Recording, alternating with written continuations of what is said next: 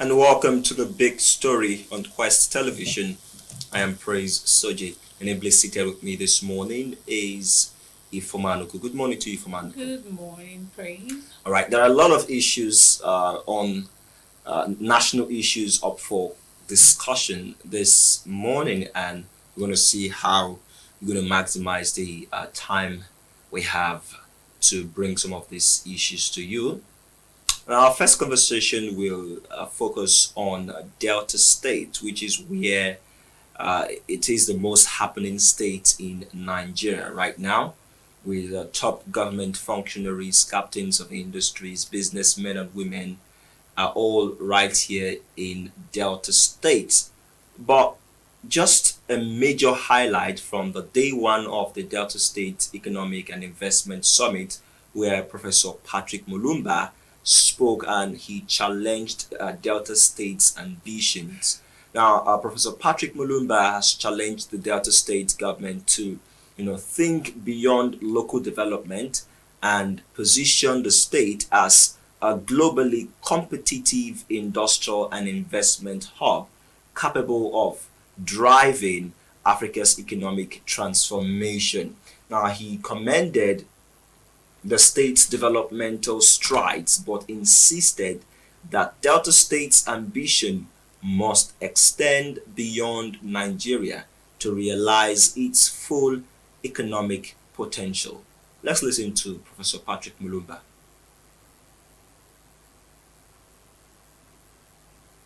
At the beginning, when the keynote speaker has spoken, wisdom only demands one thing, that I conclude. And this is how I conclude. I conclude by congratulating the government of Delta. I congratulate the government of Delta by recognizing that they have strengths. But I'm urging you going forward, ask yourself, how are you using your young population who are graduating from the universities? What skills are they receiving? I'm asking, how are you using your academics from the universities? What is the budget that you have set apart for research and development so that your academics are not only individuals who preside over graduation ceremonies, but they are producing thoughts and they are engaged in research which is informing agriculture, which is informing energy, which is informing all the critical areas. And as my good friend Tony Elumelu said, you can talk development all you want, but if you don't have energy, you are going nowhere. You are going nowhere because how are you going to compete with the Chinese? Let me give you an example, then I sit down. Nigeria generates no more than 5,000 megawatts of electricity. You lose a bit of it in distribution. China generates 3 million megawatts of electricity, which means that the seats we are sitting on, even if you wanted to produce them here in the Delta, people would still buy them from China because they are cheaper. I'm therefore suggesting that energy should be one of the critical areas in which you focus. And we now know that gas can be used in that area. We now know that diesel can be used in that area. And this is a good journey.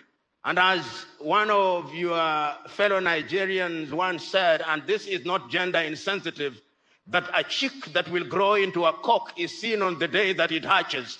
Even a hen that will grow into a chick that will grow into a hen is seen on the day it hatches. Delta looks good. Make it good. Allow it to remain good. Think beyond yourself in the knowledge that you are not successful until your successor succeeds. God bless.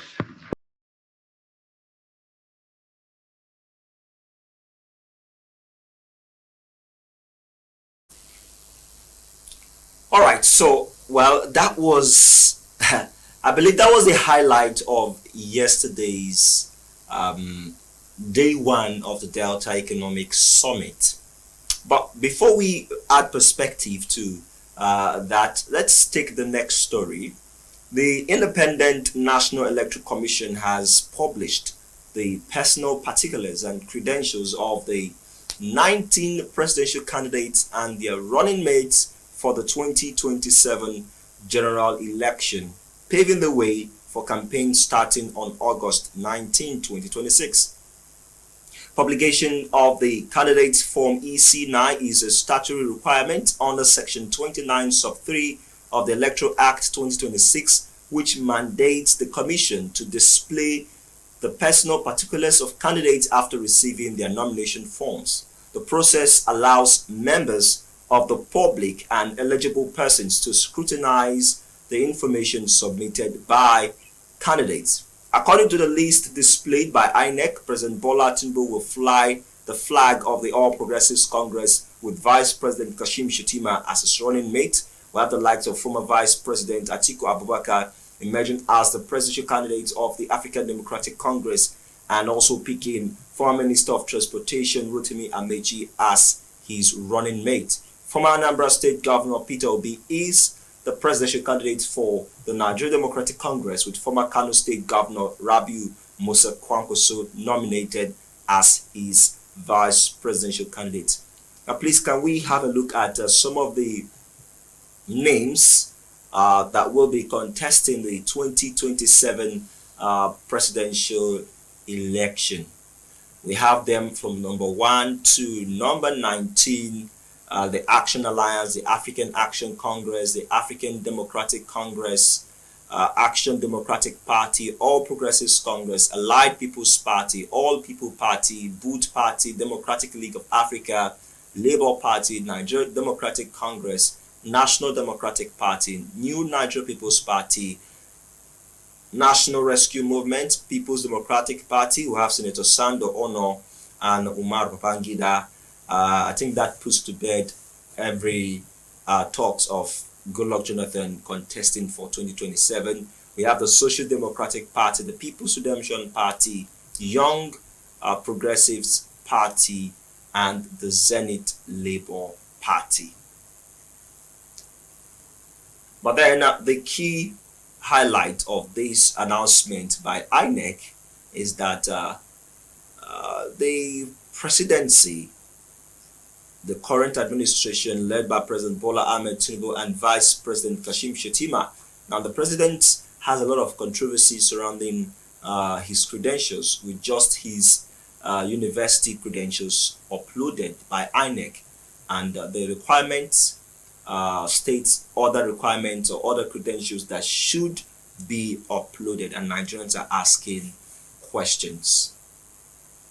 Well, we'll take one more story before we get into the conversation. The Minister of the Federal Capital Territory, Nyesom Wike, has said that Rivers State Governor Similaye Fubara is the biggest loser in the political crisis that rocked the state. Wike further said the governor lost the opportunity to return for a second term in office because he was listening and acting on wrong advice from his supporters who deceived him and worsened the crisis in the state. The EFCT minister spoke during a media chat in Port Harcourt, Rivers State. Let's listen to Nyesom Wike. You see, like I've always said, that in politics, you have to be careful. There are those who want you to succeed and make it in. The opportunity that you are giving is not everybody has that opportunity. There are those who are not happy, who don't want you to be there. And you have to be very careful. Remember, before I handed it to Dr. we did a church service of our self-cathedral democracy. And I did say, you have been elected. Few days to come, you'll be sworn in. Now, what do you want to achieve? See where I have stopped. My thinking is that we do need to compete with Lagos. We have set the foundation. You should be able to continue from there. We'll give you all the necessary support. But listen, in this game, you have your schoolmates, you have your village relations, you have all kinds of manner of people. There are those who will mean well for you. There are those who do not mean well for you.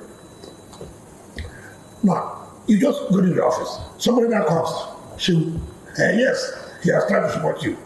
But must you, must you be his name? Why not try now to put yourself and let people know that it is you. Yes, you came through him, but it is not you. All kinds of manner of things. Some people go through your wife.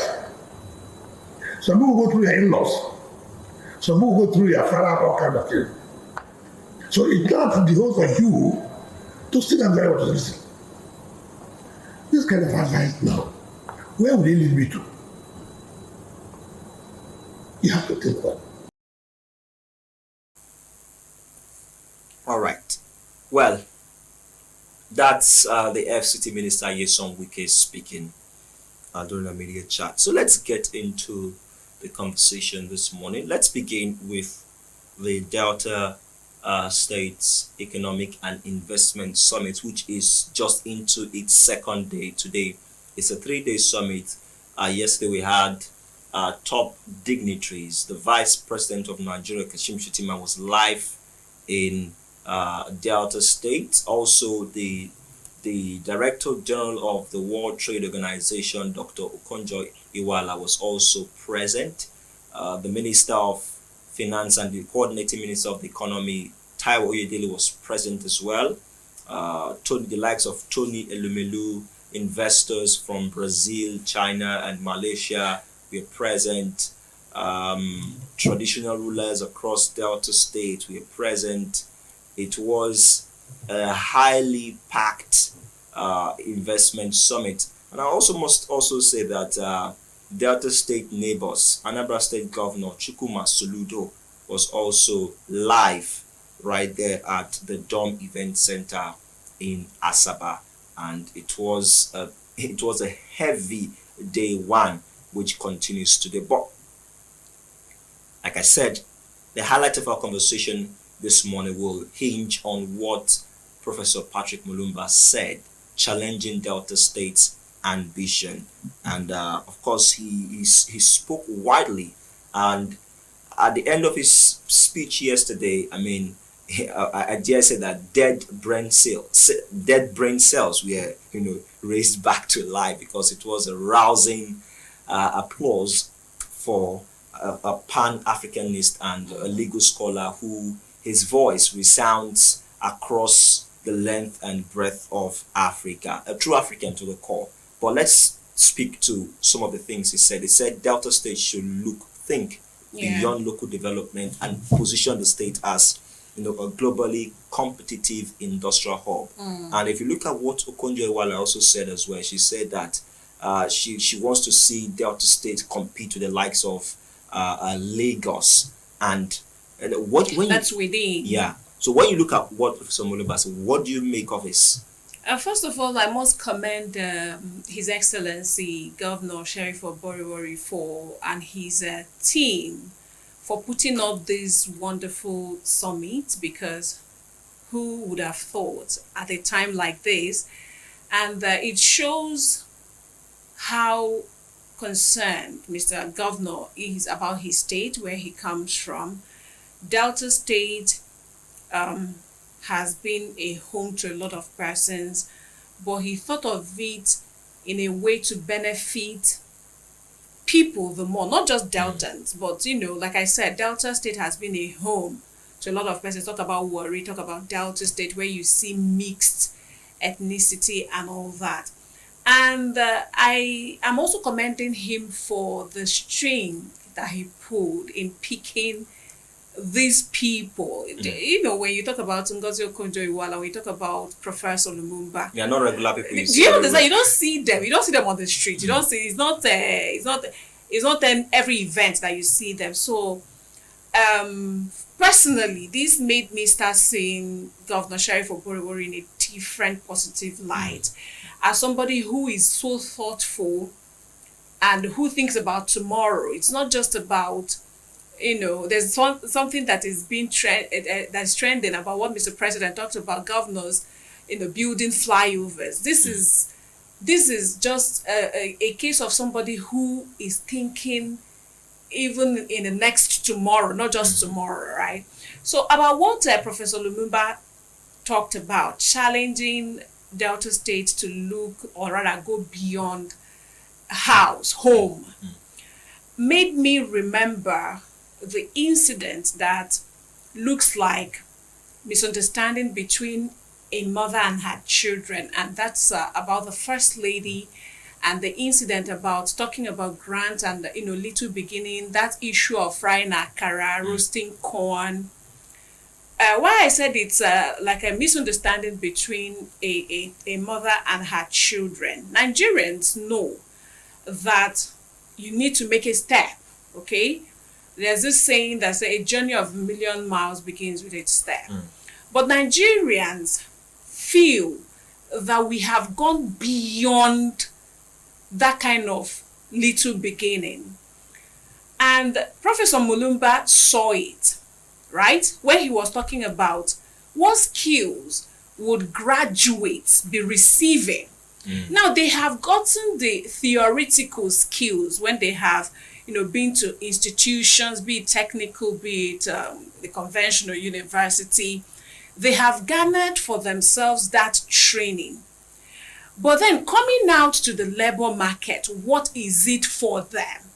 And I love the fact that he linked it up with China, where you see toddlers, where you see children, kids, that their hands are on deck, doing one thing or another. It's not about theory. Chinese understood this early. It's not about just theory, just going to school and coming out with first class, having that title, that status attached to your name, and that's just basically that. And I think that is the greatest reason why we have the greatest challenge of unemployment in this country. There is no plan, there is no handy plan for graduates as soon as you're coming out from school. This is what is waiting for you, and that plan cannot work individually without skill. Whatever it is, whatever your interest is, skill is needed. So Professor Mulumba reminded us that it is, one can, in the era of internet, you can sit at the comfort of your home and read up whatever. A lot of persons have given up on going to school. What revalidates knowledge and what revalidates what you said you went to school to go and do is skill. Either it is being introduced in our schools going forward, or government should understand that coming out from, every other year we have thousands and thousands of graduates. And suffering unemployment in Nigeria is not going to stop people from still going to school. Not going to school is not going to stop people making babies, having children. So provided there are people who are still conceiving, bearing children, people will still go to school. It is there. But at the end of the day, our young persons roam the street. The very ones who are working are frustrated because they are not getting the fulfillment. They are not getting the welfare. They are not feeling, fulfilled. That is the word of what they are doing. When you look at yourself to say, okay, it was I and my team who innovated something like this, that we remembered in Nigeria where we are having challenge of flood, we're able to come up. It is skill that will proffer solutions.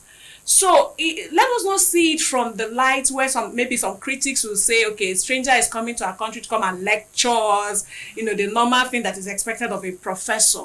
I love Professor Patrick Mulumba because he looks beyond what people are seeing, and he thinks home. Being an African, he thinks about how, our own, how do we make home a home to compete. Africa has everything it takes to, stand or even above the global counterparts. But over time, you find out that these people come and, extract, they take what we have, even human talents, and take it to their places and leave us with nothing. And because of the unconduciveness of our immediate environment, people think the grass is, Nigerians, Africans think the grass is greener where they are migrating to, talk about the Europe, talk about the Asia. But home. They will always think that the grass is greener elsewhere but home, right? So it is not just about economically. It has everything to do with boosting Africa.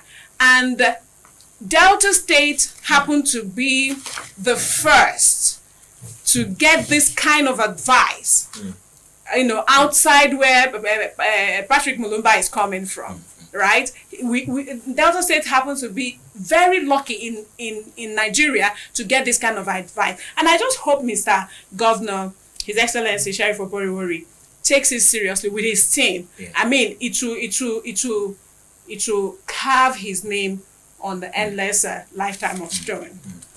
Well said, Ife. I would like to just speak a little on what Professor Mulumba said, because for me that was one of the most iconic things that happened yesterday, challenging Delta State. Yes. First of all, like you started with, I would like to say thank you to the governor for putting this summit together. It shows that the governor is not a selfish person He's not, who just want to enjoy power and enjoy and exit wealth and then leave. He is someone who wants other people to reap tangible benefits of what governance is all about. Yeah. And this is akin to what Governor Alex Oti is doing. These are two governors I know, and few others as well, who are really, really governing with the people funds, in mind. Yes, with the funds and all the FAC allocations accrued to them every month, even though there have always been a lot of questions about how it is spent and all of that. But that's on the side.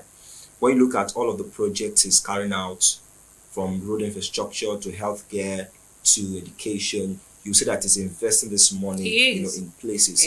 Although there are still other areas in terms of human capital development, which I believe strongly that this Delta State Economic Summit, it's will part actually of it. solve if people take from what is taught. Because you can't invite people like the DG of the WTO.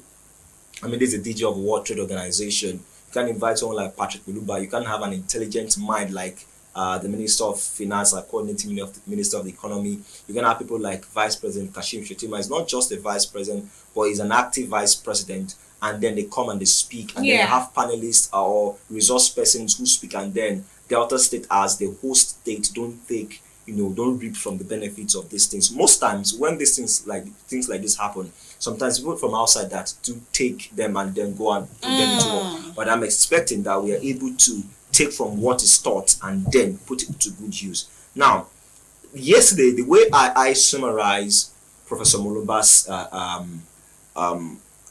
speech to Delta State, I think it's not just Delta State alone.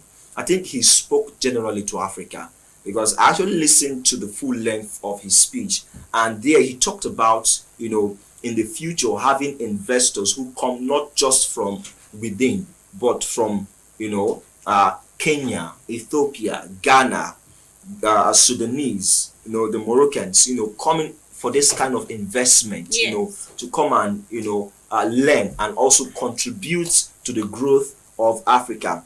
And, he challenged Delta State and Africa, that Africa must begin to believe that they have both the financial and, intellectual wherewithal to participate in the development of the continent. You see, I believe that development do not start at the top. It starts from within. The grassroots. When the grassroots are well strengthened, they are well enabled, it's like a root that sprouts. Look at someone now like Dr. Okonjo-Iweala, born and bred in Nigeria. She has, of course, she acknowledged her roots yesterday, Delta State, Abia State, and now she has been exported to the world. She was one time a Minister of Finance in this country, but now heading, the WTO. So it shows that Africa has a potential, not just to impact within, but also to impact. And that is what I'm expecting should be, the core or the major takeaway, where what is said is actually put into action. Now, he talked about education. Like I said, when you hear people like Professor Mulumba, you know that someone that values education very well. And he talked about academics, emphasis on academics, education, producing thoughts that is capable of influencing, of changing not just the economy but the narrative about Africa. And then he also talked about the energy sector, which I believe is one of the major drivers of development it's a challenge in the 21st century. Yeah. And he's not the first person to have said this. That would take the other, I think early this year or last year said it. That you see, you cannot develop a country without energy. He created a perfect analysis of China and Nigeria. Nigeria produces just 5,000 worth of megawatt. That's what we generate. But how much do we distribute? It's not even up to the 5,000. You see, whereas in China, it's up to 3 million, which means there is abundant electricity. With the reserves that they have.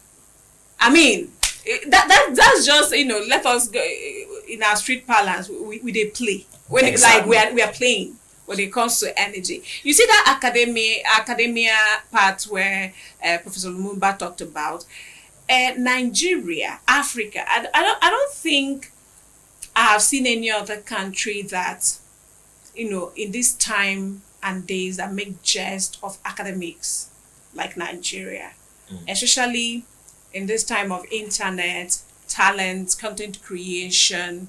A lot of persons who want to go to school or who is supposed to be an authority when it comes to education are beginning to feel somehow inferior or unseen, or maybe I'm not contributing. Lecturers, teachers, depending on the level of educational sector we're talking about. Nigeria should understand that come rain, come shine, education cannot be swept under the carpet. Now, when we talk about education, whether you're able to go to school, the conventional school, like go to school, primary, secondary, tertiary, but learning, any form of learning whatsoever is an education.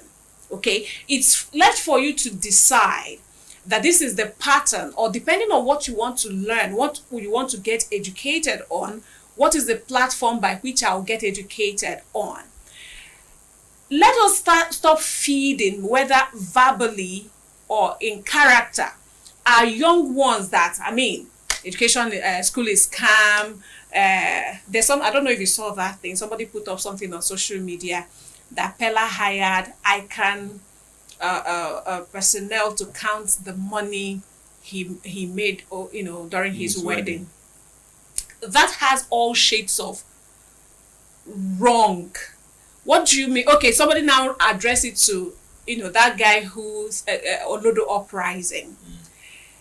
Pella, for example, is smart naturally. It's just that he's not refined. He's not refined. He dabbled into what will now happen when he has been refined, when he know exactly what his core purpose is.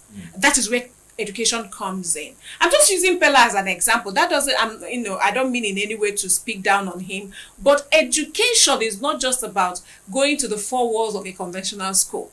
There are technical kind of education.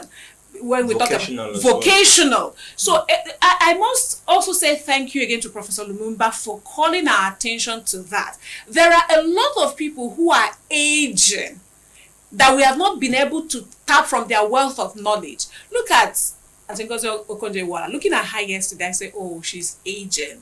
She's aging. And are we even tapping enough from what she has? To be able to take over when she leaves. Do you understand who will fit into the shoes? And I think that is where this issue of valuing and making use of academia coming. Well said.